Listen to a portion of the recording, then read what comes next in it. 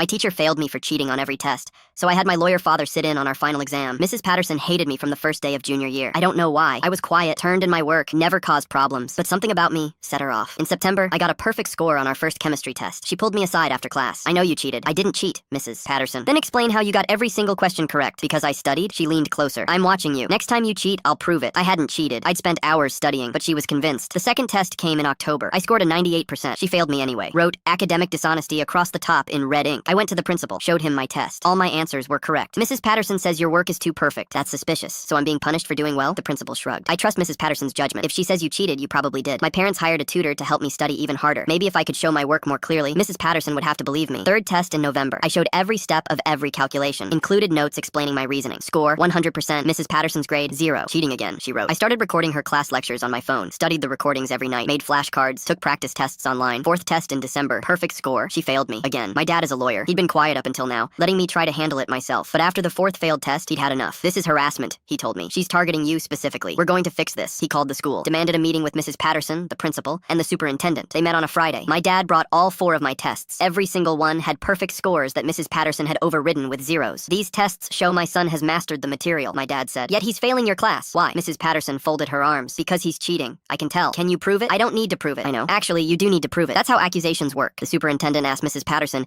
if she'd ever caught me with cheat sheets, or looking at another student's test, or using my phone. No, but so you have no evidence. The perfection is the evidence. No student gets perfect scores, my dad smiled. My son does, because he studies. What you're doing is called discrimination. The superintendent shifted uncomfortably. What do you want? I want you to watch my son take the final exam. He'll take it alone in a room with supervision. No study materials, no phone, just him, a pencil, and the test. When he gets a perfect score, you'll admit you were wrong. Mrs. Patterson's face turned red. Fine, but when he fails, I want a formal apology from both of you for wasting my time. Deal, my dad said. The final exam was scheduled for a Wednesday. They put me in an empty classroom with just a desk, the test, and a pencil. Mrs. Patterson, the principal, and my dad all sat in chairs along the back wall watching. The test was hard, 2 hours long, 50 questions covering everything we'd learned all year. I worked through every problem methodically, showed my calculations, double-checked my answers. When I finished, I handed it to Mrs. Patterson. She graded it right there with everyone watching, question after question. Her face got paler with each correct answer. Finally, she set down her pen. 100%, she said quietly. The principal looked at my dad. I apologize. This shouldn't have happened. My dad stood up. It shouldn't have, but it did. 4 times. What are you going to do about it? The superintendent spoke up. We'll change all 4 test grades to reflect the actual scores. Your son will receive an A+